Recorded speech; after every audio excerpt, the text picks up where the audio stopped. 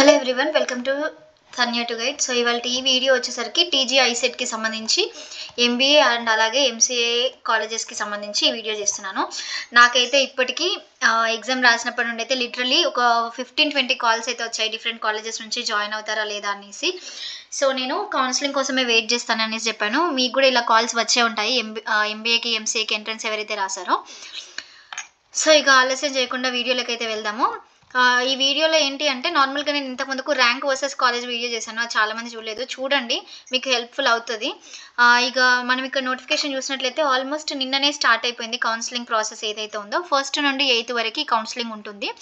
మీరు slot book చేసుకోవాలి. Slot బుకింగ్లో చాలామంది పొరపాట్లు చేస్తారనమాట. ఏంటంటే ఇవాళ స్లాట్ బుక్ చేసుకుంటారు, ఆఫ్టర్నూన్ 2:30కి మేము వెళ్తాము కౌన్సిలింగ్ అన్నట్టు టైమ్ అండ్ స్లాట్ డేట్ అవన్నీ ఫిక్స్ చేసుకుంటారు, కానీ టైంకి తీరా వెళ్ళలేరు. సో ప్రాపర్గా ప్లాన్ చేసుకోండి, మీరు ఏ రోజు వెళ్తారు ఏ రోజు వెళ్ళరు అనే దాన్ని బేస్ చేసుకొని వెళ్ళండి.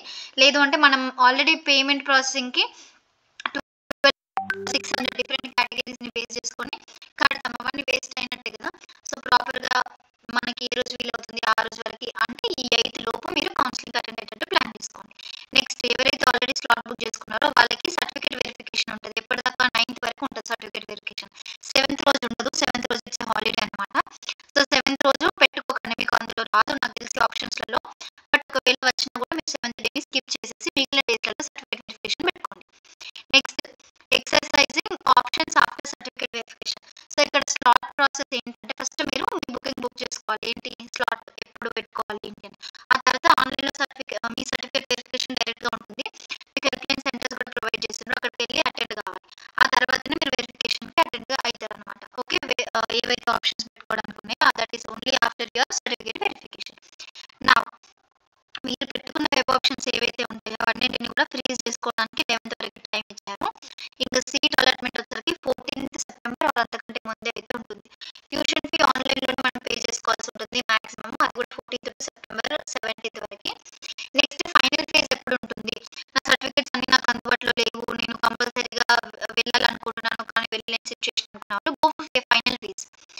మనకి ఫైనల్ ఫేజ్ 20 నుండి స్టార్ట్ అవుతుంది. ఇదైతే చక్కగా అయిపోతుంది అనమాట ప్రాసెస్ కూడా. 21st రోజు సర్టిఫికేట్ వెరిఫికేషన్ ఉంటుంది, ఆ తర్వాత వెబ్ ఆప్షన్స్ ఉంటాయి 21st నుంచి 22nd, తర్వాత freezing of the options, payment fees ఇవన్నీ. నెక్స్ట్ స్పాట్ అడ్మిషన్స్ కాలేజెస్ గురించి వెబ్సైట్లో ఇచ్చాను అనేసి ఇక్కడ మెన్షన్ చేశారు. బట్ మీరు వెబ్సైట్ని కనుక ఓపెన్ చేసినట్లయితే వెబ్సైట్లో ఏ కాలేజెస్లలో స్పాట్ అడ్మిషన్స్ ఏ కాలేజెస్లలో లేవు అనేది ఇక్కడ ఏమీ లేదు. ఇక్కడ అడ్మిషన్ అంటే ఎంబీఏ ఎంసీఏ కాలేజెస్ 2024 ఉంది కదా, అక్కడ ఏం లేదనమాట. So better don't visit that page. So candidates or parents are advised to exercise many number of options. So ఇక్కడ మీరు వెబ్సైట్లో కనుక చూసినట్లయితే మాన్యువల్ ఎంట్రీ ఆప్షన్ అని ఇచ్చారు కదా, manual option for entering the options.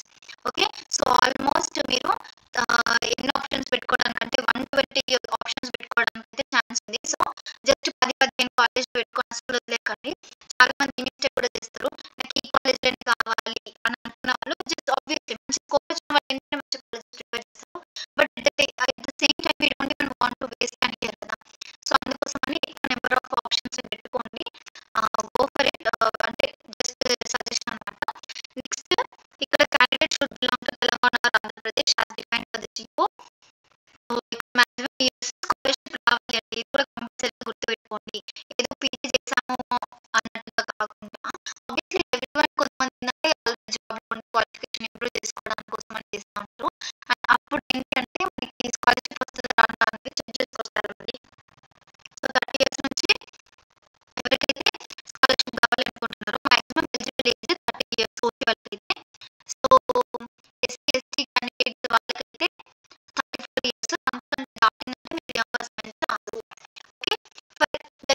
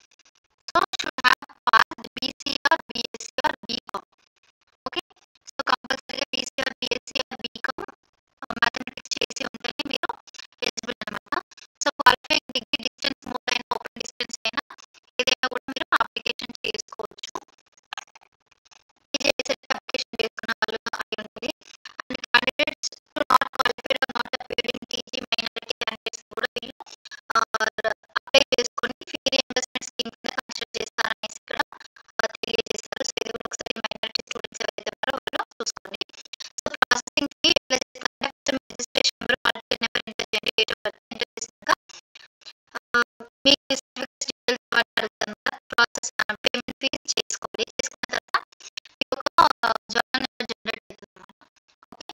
So ఇక్కడ చూడండి candidates book your slot to attend the verification at your nearest. మీకు నేను హెల్ప్‌లైన్ సెంటర్స్ కూడా చూపిస్తాను. మీకు ఏది నియరెస్ట్ దాన్ని చూజ్ చేసుకొని అక్కడికి వెళ్లి సర్టిఫికేట్ వెరిఫికేషన్‌కి సబ్మిట్ చేయండి. So physical presence is mandatory for certificate verification అనేసి మెన్షన్ చేసిండ్రు.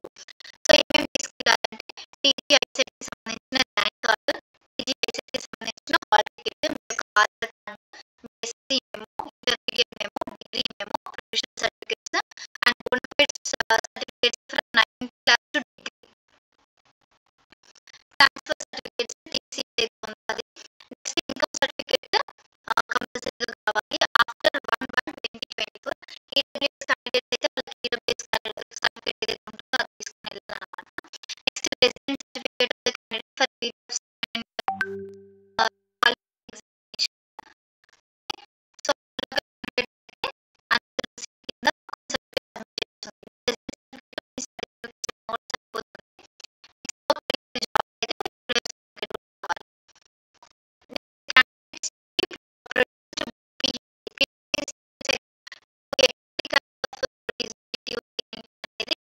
మీరు లేకపోతే డిజబిలిటీ అనేది అక్కడ మెన్షన్ చేయాల్సి ఉంటుంది.